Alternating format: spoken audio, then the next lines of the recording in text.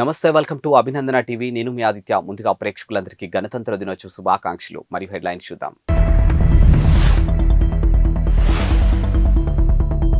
నియంతృత్వ ధోరణి తెలంగాణ సమాజం సహించదు governor Tamilisai Jubilee Hills road ప్రమాద ఘటనలో 5 అరెస్ట్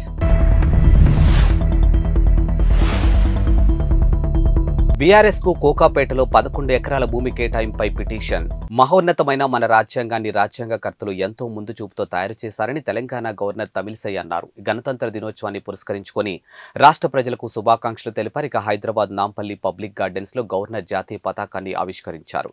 తొలుత గవర్నర్ కు సీఎం రేవంత్ రెడ్డి, సిఎస్ శాంతకుమారి ఇతర అధికారులు స్వాగతం పలికారు. అనంతరం గవర్నర్ సైనిక దళాల గౌరవ వందనం స్వీకరించారు. ఈ సందర్భంగా ప్రజలను ఉద్దేశించి గవర్నర్ ప్రసంగించారు. బడుగుల జీవితాల్లో వెలుగులు నింపేందుకు మా ప్రభుత్వం కట్టుబడి ఉంది. ఇక రాజ్యాంగ మార్గదర్శకత్వంతో ముందుకెళ్లడం గర్వించదగ్గ విషయం. ఆ స్ఫూర్తికి భిన్నంగా పాలకులు ముందుకెళ్తే ప్రజలు ఊరుకోరు. గడిచిన 10 ఏళ్లలో అలాగే వ్యవహరించారు.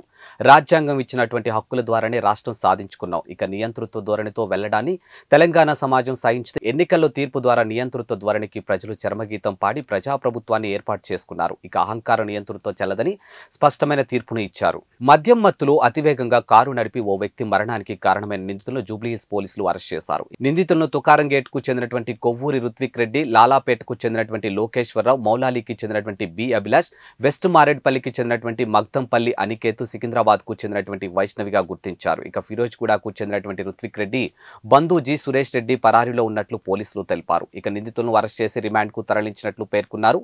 ఇక రుత్విక్ రెడ్డికి ఇటీవలే అమెజాన్ లో ఉద్యోగం వచ్చింది. ఆ ఆనందంలో పార్టీ ఇస్తానని స్నేహితులను పిలిచి తన సోదరి కారులో బయలుదేరారు. మంగళవారం రాత్రి సికింద్రాబాద్ లో మద్యం కొన్నారు. ఇక రుత్విక్ తో పాటు మరొకరు మద్యం తాగుతూనే కారులో పలు ప్రాంతాల్లో తిరిగారు. ఇక చివర్లో అమెజాన్ కార్యాలయం వద్దకు వెళ్లి తెల్లవారుజామున 4 గంటల సమయంలో మాదాపూర్లో బిర్యానీ తిన్నారు. ఇక రుత్విక్ రెడ్డి వేగంగా కారు నడుపుతూ జూబ్లీహిల్స్ రోడ్ నంబర్ 36 వద్ద అదుపు తప్పి బైక్ పై స్నేహితుడు ఏసురాతో కలిసి బైక్ పై వెళ్తున్నటువంటి గాంధీనగర్ కు చెందినటువంటి బౌన్సర్ లింగాల తారకరాం ఢీకొట్టారు. ఇక దీంతో అతడు అక్కడికక్కడే మృతి చెందగా ఏసురాజు తీవ్రంగాను గాయపడ్డారు. గత బీఆర్ఎస్ ప్రభుత్వం కోకాపేటలో 11 ఎకరాల భూమిని institute of excellence and human resource development కోసం బీఆర్ఎస్ కు కేటాయించడంపై హైకోర్టులో గతంలో పిటిషన్ దాఖలైంది. ఈ పిటిషన్ను హైకోర్టు విచారణకు స్వీకరించింది. అత్యంత ఖరీదైన భూమిని పార్టీ కార్యాలయం కోసం బీఆర్ఎస్ పార్టీకి కేటాయించారని ఫోరం ఫర్ గుడ్ గవర్నెన్స్ కు చెందినటువంటి ప్రభాకర్ పిటిషన్ దాఖలు చేశారు. ఇక survey number 239, 240 centre for excellence పేరుతో మార్కెట్ ధర కంటే తక్కువ ధరకు 11 ఎకరాల భూమిని కేటాయించినట్టు పిటిషన్లోనూ పేర్కొన్నారు. ఇక ఎకరా 50 కోట్ల విలువైనటువంటి భూమిని కేవలం 3.41 కోట్లకే కేటాయించారని 5 రోజుల్లోనే ఈ ప్రక్రియ పూర్తయిందని, దీంతో రాష్ట్ర ఖజానాకు 1.100 కోట్ల మేర నష్టం వాటిల్లినట్లు పిటిషన్లోనూ పేర్కొన్నారు. ఈ కేటాయింపును రద్దు చేసి ఏసీబీ కేసు నమోదు చేసేలా ఆదేశాలు జారీ చేయాలని కోరారు. ఇందులో ప్రతివాదులుగా మాజీ సీఎం కేసీఆర్ పేరును కూడా చేర్చారు. ఇక గత ఏడాది జులైలో దాఖలైనటువంటి ఈ పిటిషన్ను హైకోర్టు ఈ రోజు విచారణకు స్వీకరించింది. ఏబీవీపీ కార్యకర్తలపై హైదరాబాద్ పోలీసులు వ్యవహరించిన తీరు బాధాకరమని బీజేపీ జాతీయ ఉపాధ్యక్షులు డీకే అరుణ మండిపడ్డారు. ఆమెను జుట్టు పట్టుకుని లాక్కొనిపోయిన పోలీసుల తీరును తీవ్రంగా ఖండిస్తున్నామని అన్నారు.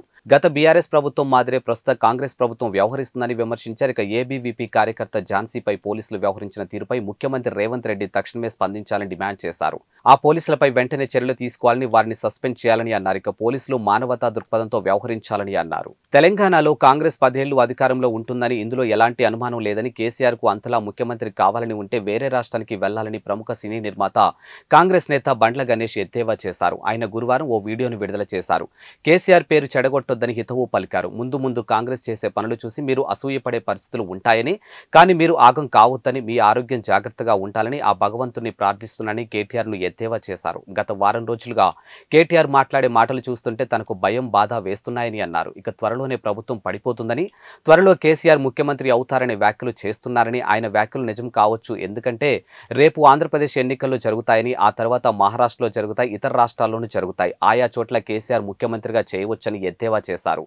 కేసీఆర్ కు ఏ రాష్ట్రం నుంచైనా సీఎం కావడానికి అర్హత ఉందని, కానీ తెలంగాణలో కాంగ్రెస్ అధికారంలో ఉన్నందున ఇక్కడ ఈ అవకాశం లేదని పేర్కొన్నారు. తమ సహనాన్ని చేతగానితనంగా తీసుకుంటే మేమేంటో చూపిస్తామని ఉప ముఖ్యమంత్రి మల్లు భట్టి విక్రమార్క అన్నారు. ఇక కాంగ్రెస్ బూత్ లెవెల్ ఏజెంట్ల సమావేశంలో ఆయన పాల్గొన్నారు.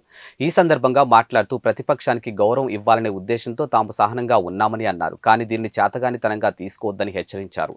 పార్లమెంట్ ఎన్నికల్లో కాంగ్రెస్ పార్టీ గెలుపు ఖాయమని ధీమా వ్యక్తం చేశారు. ఇక కాంగ్రెస్ పార్టీ తరపున ప్రజాప్రభుత్వాన్ని ఏర్పాటు ఏర్పాటు చేస్తామని చెప్పి ఆ దిశగా ముందుకు సాగుతున్నామని అన్నారు. ఇక తాము ఇచ్చినటువంటి 6 గ్యారెంటీల్లో ఇప్పటికే 2టిని అమలు చేస్తామని మల్లు భట్టి తెలిపారు.